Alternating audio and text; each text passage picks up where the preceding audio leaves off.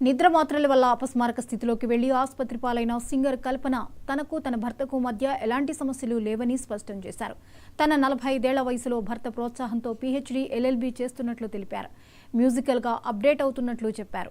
ఒత్తిడి వల్ల నిద్ర పట్టకపోవడంతో డాక్టర్ సూచనతో మెడిసిన్ వాడుతున్నానని, దాని డోస్ ఎక్కువ కావడంతో అపస్మారక స్థితిలోకి వెళ్లినట్లు ఆమె తెలిపారు.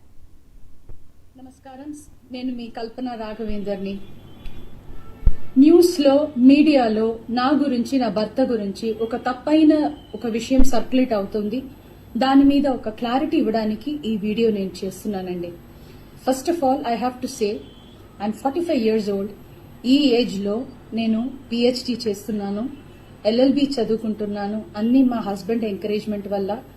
సో చాలా విషయాలు చేస్తున్నాను. And for today's musical industry I'm trying to update my self. I'm trying to do different kinds of concerts. ఇవి అన్ని స్ట్రెస్ వల్ల నాకు అసలు నిద్ర పడట్లేదు. చాలా సంవత్సరాలు నిద్ర రాకుండా కష్టపడుతున్నాను.